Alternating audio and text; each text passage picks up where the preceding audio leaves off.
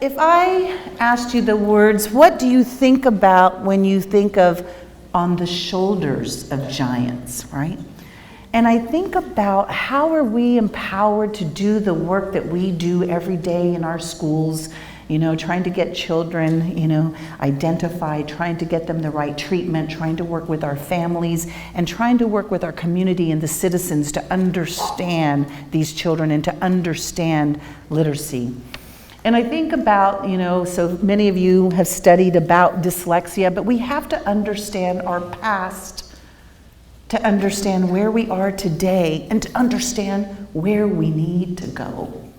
And in our past, many of you are dyslexia therapists or practitioners, and you know that you studied, what was the first reference to dyslexia? Word blindness, right? Dr. Henschel would. And then in the United States, we thought about Dr. Samuel Orton. And, in the Orton Dyslexia Society, way back when, thinking about, what is this disability, but already saying it's language-based. And Anna Gillingham, and many people refer to what we do as Orton and Gillingham. Anna Gillingham, this beautiful psychologist, this teacher trainer, in her lifetime, she only trained 50 teachers. She trained them one-on-one. And we know we can't do that for the thousands and millions of children that we have to serve. But those people that she trained became the champions of dyslexia, the giants, because she and Bessie Stillman together, they worked together to really look at the structure of the English language, to look at those patterns within the English language. And they wrote this infamous book that we know as the Brown Manual with all of those patterns on how we should be doing this work. And who did they train? Sally Childs. And she was considered the successor of Anna Gillingham. In fact, I think she kind of put herself as the chairman of the Anna Gillingham Memorial Committee. But through that work, there was influencers. Think about it started with 50 teachers from Anna Gillingham. And we think about, what did that mean for our nation? And we think about, what about our universities? Margaret Bird Rawson was the very first person to establish a course in secondary, in higher education to teach the structure of language and how it applies to literacy. And, that we even have schools in Texas, the Rawson Saunders School, right? Named in memory of Margaret Bird Rawson and Saunders. And then we have many of you, yesterday you heard from Dr. Eric Treatise, who was his mentor. This lady right here, Sylvia Richardson, his mentor, his mother hen, a medical doctor and a speech language pathologist and a Montessorian. And she says, I want to marry Maria Montessori with Samuel Orton. That's what she would say. Because those techniques are explicit, systematic techniques, taking advantage of that multi-sensory seeing, hearing, moving, feeling, doing. And she encouraged a book to be written. And I feel very responsible because I have the original papers right now of what she wrote along with these committee members with Margaret Bird Rawson, Sally Childs. And it was given to me by Corin Dakin from Cleveland, Ohio. And she goes, Elsa, I'm going to give you this because I'm getting old and I know you're going to do something with these papers. And I thought about it and I said, well, next year we're celebrating 70 years, right? 70 years of that Orton Dyslexia Society, that International Dyslexia. And I said, we're going to make plans of how we're going to celebrate our past, to celebrate the present, and then think about all the work that we need to do for the future. So I'm so nervous about those papers that I scanned all of them, right? So they exist in the cloud. But Sylvia Richardson also worked with Bill Ellis. And you know, today we're talking, many of you are in teacher training programs, many of you are diagnosticians, some of you are parents, and many of our parents have even, as you heard Melanie say, you know, the parents become the therapists because you want to learn so much. And you'll hear Tyncee Miller's story, being a parent, becoming the expert as well. But as we look at Bill Ellis, the concern was, well, what can we do? Does this sound familiar to you today? What can we do? They gathered all these organizations together and say, what can we do collaboratively, right, to work on teacher education, teacher training for dyslexia? What can we do? And those initiatives on teacher training. And if we look at this, and I know you probably can't see it, but it said, you know, what are the principles of remediation? What are the principles of dyslexia? How can we establish graduate courses for teachers? How can we make sure that they demonstrate that knowledge and can apply that knowledge, right? How can we make sure that they're using the best evidence? How can we advocate that it is related to language, right? And how can we make sure that there's a national consensus, a national agreement? And I think I heard Melanie say today, she goes, you know, you're going to hear different perspectives and the way they interpret laws. You know, listen and try to come to consensus. And that takes a lot of work and energy. But, you know, this issue of teacher education, right? And what I want to tell you, they were back then talking about whole language and phonics, right?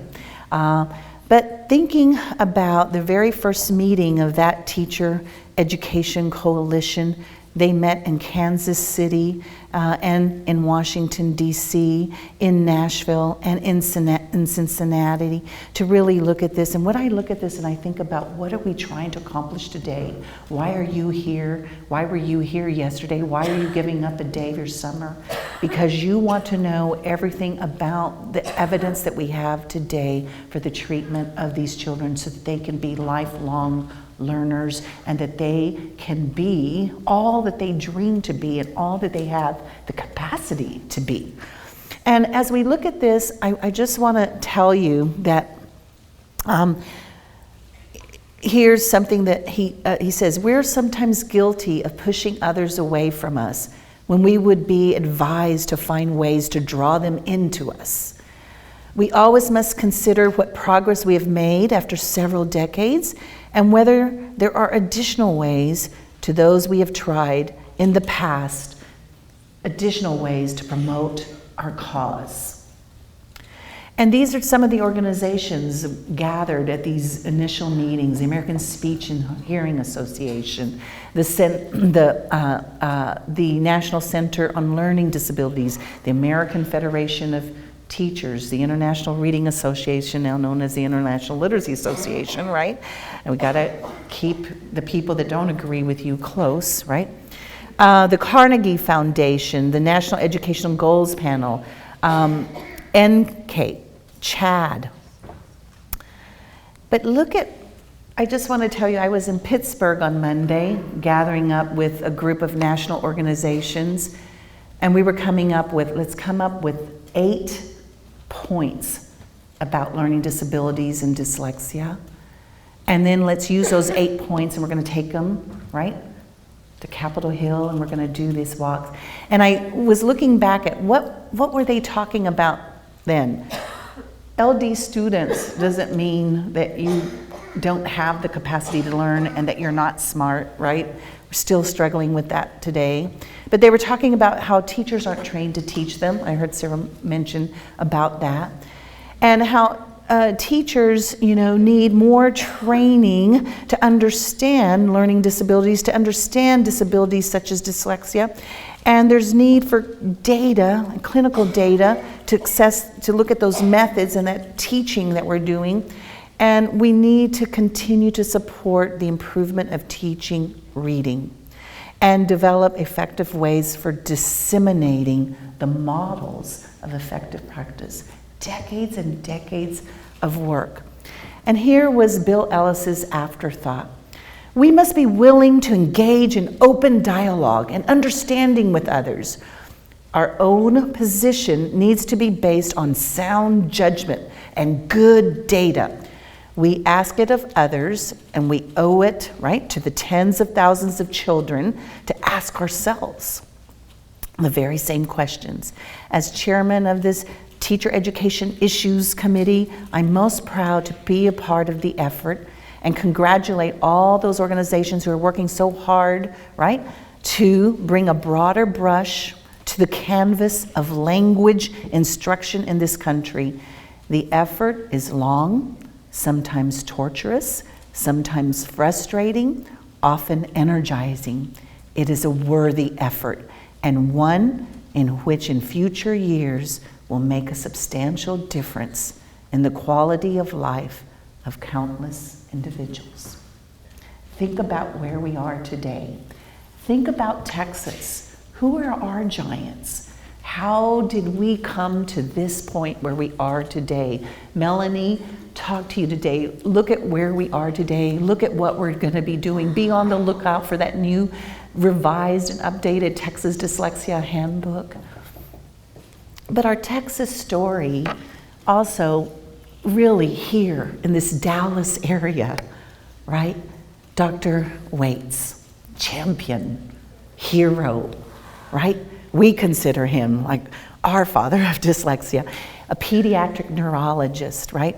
And he helped shape that formal medical definition of dyslexia and techniques for children struggling to learn to read. And he teamed up with whom? Ayelet Royal Cox here at the Scottish Rite Hospital to really make sure that we had individuals trained to help these students with dyslexia. And he was also a champion because he helped our other champions like Miss Geraldine Miller, Tynesy Miller, to really be the first law for the whole United States. Texas had the first law for dyslexia, all right? And now we've got other laws, but they look at the Texas law. And you know, you talk about that Texas Dyslexia Handbook, and you know, it is true, I travel across, you know, many different places.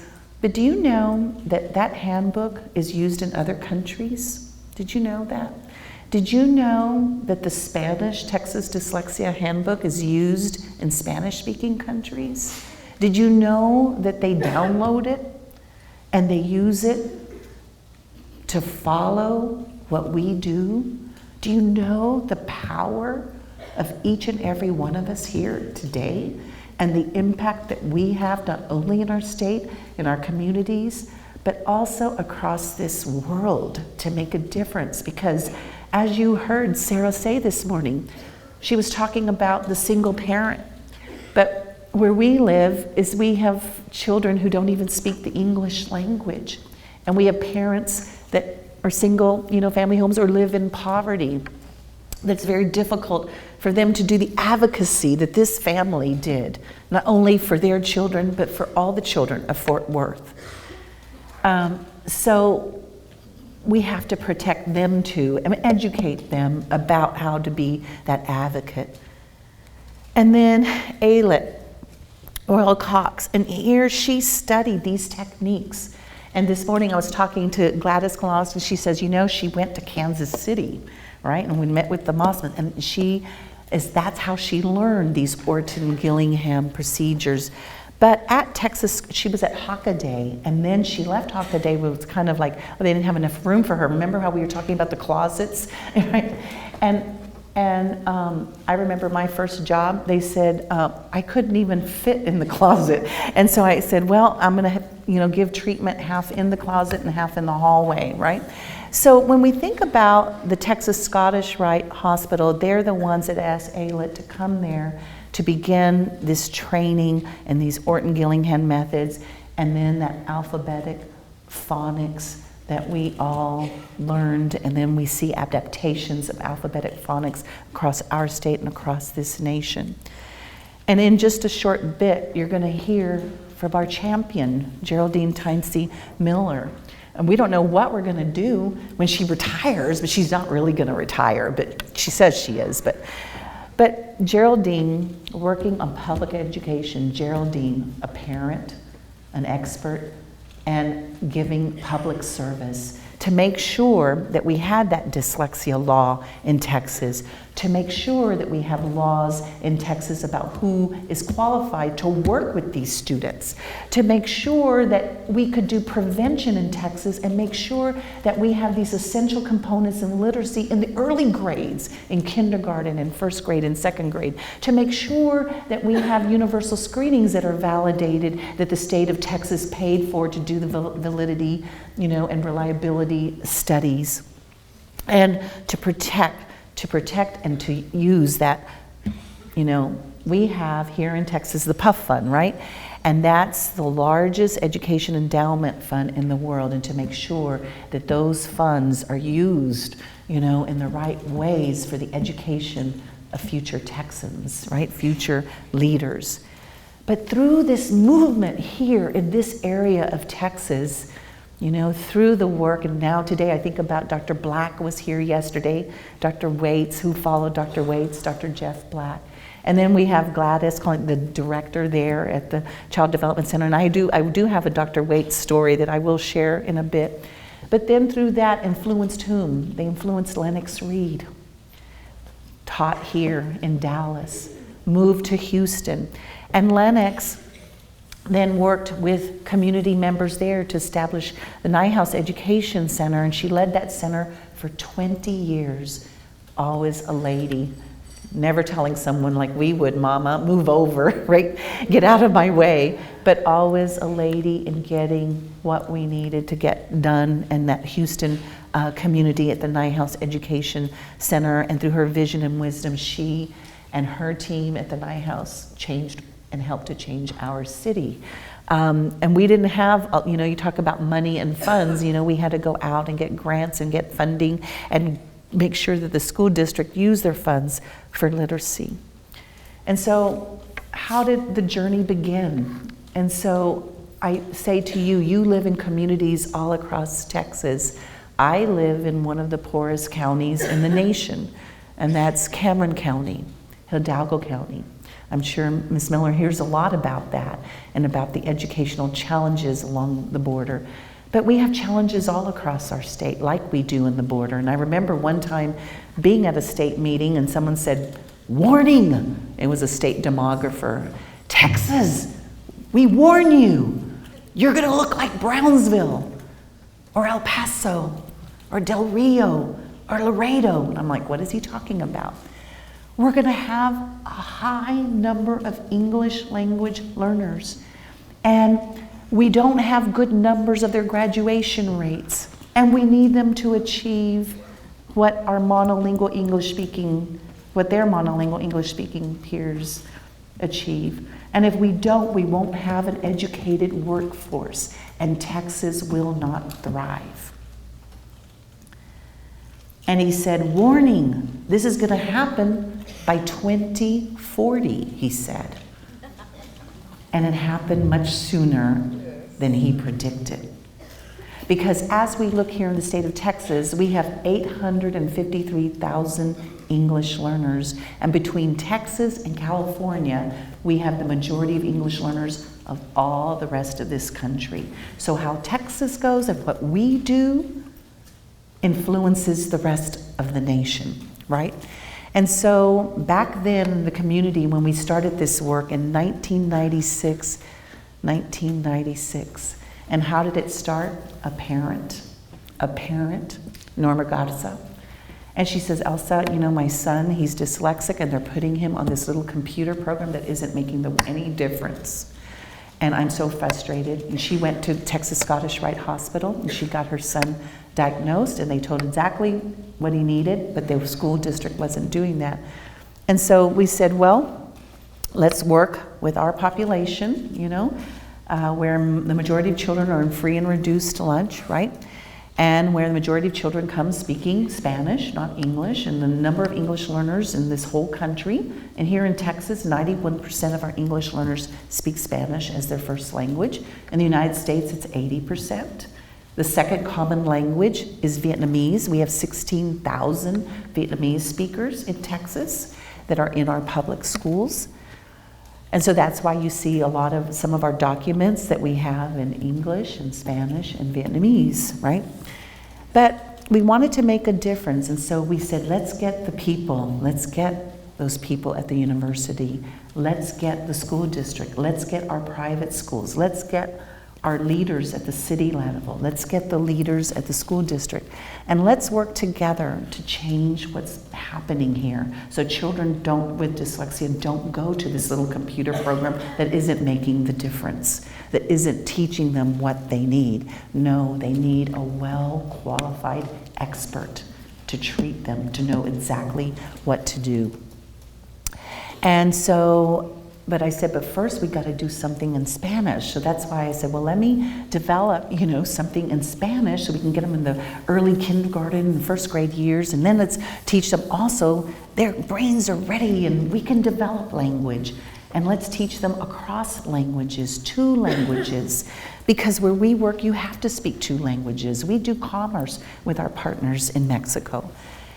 And so we began working, and we went to Lennox Reed in the Nyhouse Center, and Lennox said, I don't know how we're gonna get this done. And I said, Lennox, and she says, I'm gonna get some money to help you. You're gonna get money from the city, from the state, and we're gonna do this work together. And that's how we established Brownsville Reads. And it was a 5-year plan. And in that year, we said we're gonna do, in 5 years, we want the children, and let's look at the children in the regular education. Let's see if we can get them to read by 3rd grade, on grade level. And then let's also look at our dyslexia. But let's look also at the upper grade levels that we missed in middle school and in high school, because there's children there too. And we began in the spring working also in the English language. And some of it we did through what are called T1 lines. Lennox Reed got money, got funding, and we did this technology way back then, 1996, 1997. Our first speakers in Brownsville were Dr. Reed Lyon. The whole city, no public school was open and no private school, because every educator came to listen to Reed Lyon and Louisa Moats. And I was a little bit embarrassed because the teachers were asking Reed Lyon, excuse me, Dr. Reed Lyon, but what about the children who don't speak English? You have just given us all this research about children who are monolingual. But what about the children who struggle but who don't speak the English language, and English is their second language? And Dr. Lyon didn't have an answer. And Louisa said, what's the next step, Elsa? What is going to happen next? You had this big conference, and I said, we're going to get to work. We're going to roll up our sleeves, and we're going to begin with cohorts of teachers, and we're going to work with special ed, and we're going to get one day dyslexia therapists and dyslexia practitioners in our classrooms. And we began working diligently and began, the partnership that so many years ago we began with the Nyhouse Education Center. And we began with training all the kindergarten teachers, first grade teachers, second grade teachers, third grade teachers, and then began to work with the dyslexia teachers doing observations. And by 2 years later, the governor of Texas came to Brownsville. That was every year we were having national people come in conferences, and there's a lot of people in this room, times included, that came to Brownsville. Gladys, I saw Sally Kane. So many of you came for the mission. And it was there that Governor Bush announced that Brownsville responded like he had never had, and that he wanted all children to have this opportunity for literacy. And that's how we started this early reading initiative. Do you remember those reading academies, right? And now the second round of reading academies. And teachers became appreciative of all that they were learning, saying, I've never learned so much about the language. I've never learned so much. No one taught me in No one taught me in my university about what to do to really teach reading, and then we can decipher, right? We could be good at saying, this child isn't responding. I need to get them to an expert, like a dyslexia therapist, dyslexia practitioner, or a diagnostician to help tell us. But we also wanted to become the research laboratory. And here, all these years later, I want to tell you that it's been more than 20 years, and we have had national research projects for the last 20 years, every single year in our community. Dr. Sharon Vaughn, Dr. Jack Fletcher, because what happened there? Governor Bush became the president, and No Child Left Behind was written for that early identification, that early reading. But with it, $30 million were secured to figure out, but what do we do about the English language learners, right? It was called the DELS Project, funded by the National Institute of Child Health and Human Development and the Institute for Education Sciences, Department of Education. So Jack Fletcher, Sharon Vaughn, Diane August, David Francis, Barbara Foreman, Sylvia Lennon Thompson, the list goes on. The people are in the last row there. These are the people that we're working with still today. Albert Ortiz, we're working on the response to intervention. We now have Steve Graham and Karen Harris, we're working on writing. Dr. Kay Widjicamore, working on comprehension. Dr. Linda Cavazos from American Institute for Research, and all of these experts across the world, across our nation, have come to Brownsville, and we are the laboratory. And what has that done for us? Professional development, trying out techniques, what works, what doesn't work, to become these Institute for Education Sciences practice guides. So we were successful, and the reading and writing scores improved with the initiative. And the children that we started with in the first grade, by the time they got to their senior year, that is when our district won the Broad Award. And with it came $1 million for outperforming districts across this nation in reading, right, and writing and math. And although, we have high incidence of poverty, we were able to win this Broad Award. And then all these other districts came to us. Can you imagine? So we got $1 million, and with that $1 million, we used it for scholarships for the children to go to the University of Texas at Brownsville, now the Rio Grande Valley. And at that time, $20,000 would pay for 4 years of tuition. So now we had, can you imagine? Wow. And so we surpassed the state average, the national average, closing that achievement gap, Hispanic students achieving, at the level of, their monolingual English-speaking peers, all throughout middle school, high school. Graduation rates increasing. So Houston came to us and said, let's do the same. And with the Nighthouse Education Center, we began to also work with Houston with that Broad Award, right? And what was very exciting was the Nighthouse Center invited me to speak in Houston. There was many people like there are today. And in the audience, I saw someone special wearing pearls. And she had white hair to here. And I said, could it be? Is that Mrs. Barbara Bush in the audience? And there were so many people that day, I didn't have a chance to meet Mrs. Barbara Bush. But I went back to Brownsville disappointed. And the next day I get a phone call, and it's from Mrs. Barbara Bush. And she goes, Elsa, you blew me away, girl. And I want you to come right back to Houston. And this is March. I'm having an event in April called the Celebration of Reading. We're going to raise $2 million for literacy, said Miss Bush. And she goes, and everyone's mad at me, Elsa, because the programs are already set. But I'm the boss. You're going to be the first speaker, and forget those programs. I'm like, oh, Miss Bush, thank you. And I said, $2 million, Mrs. Bush? Do you think there'd be any money to where we could use some money to train dyslexia teachers in Brownsville? And do you think I've already raised this much through that Brownsville fund, and we have to do a matching grant, and may I ask all those rich people in your audience that day? And she said yes, and she goes, but first you have to write a speech. I never have written a speech. I don't have a speech written for today. And she goes, no, you will write a speech, and I will review it, and we'll talk about this. I said, yes, ma'am.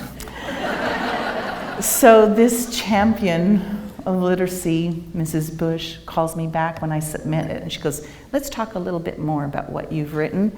You mentioned there George W. Don't mention him. This is not about him. This is not about the Bush family. This is about your community and what you did. I'm like, yes, ma'am. And I go, by the way, Miss Bush, who are the other speakers? And she goes, oh, George and George W. and Secretary Baker and his wife and Scott Turow. I go, oh, I love his books, right? And she called me 3 times, and I said, do they have to write speeches? She goes, yes, and I'm reviewing everyone's speech. And not only did she review them, when we arrived that day, my husband will remember, we had to practice in front of her. And George was cracking up and saying, doing his speech and practicing. She goes, George! And the president just was to attention, right? So I was ready that evening to talk about, how we needed money and how, we're still doing the work, and the work never ends. And I said, ladies and gentlemen, if anyone's interested in Brownsville, just let me know. And at the end of the speech, Mrs. Barbara Bush, she was sitting right there on a couch, and she was there, she sat right there and was so proud. And she says, ladies and gentlemen, this evening, all 2,000 of you, listen carefully. I have a huge surprise for Dr. Elsa Cardenas-Hagan. Here's her check of all the money she needs, no questions asked. And I about fainted. I couldn't believe it. And I was like, yes! I was so excited. And she says, I know that she'll do the work. And I was able to report back to her in 2 years and say, Mrs. Bush, it has taken us 2 years of work, intense work with these teachers, with the support of the Nighthouse Education Center. There's a training center for dyslexia teachers. And we have a dyslexia specialist therapist certified by the state, certified by ALTA, in every campus in our city. And what I say, yes. What I said was, if we can do it in Brownsville, we can do it anywhere. We need champions like you, Sarah, champions here in Dallas, our centers, our public policy makers. But you were a giant. You were a champion. Our voices can make a difference. And so the work will continue. We tried to work with Houston. Guess what? We worked with them for 2 years. Nighthouse led the charge, and guess what? They won the Broad Award. And guess what? 2 years later, a new literacy director came in. And guess what? Take that away, Fontes and Pinal, right? And in Brownsville, we've had 9 superintendents. And so we're getting a new curriculum director. And I will tell you, 9 different superintendents in 20 years, right? Do the math. I go and talk to them and say, hi, let me tell you who I am. I will be here longer than you will be, right? But the thing of it is I was just talking about, okay, we need to get this new curriculum director that's coming in. We got to tell them, okay, this is what we need. We need more training. We got to make sure that we're keeping the work going. Some of the people are retiring. We need to keep the work going.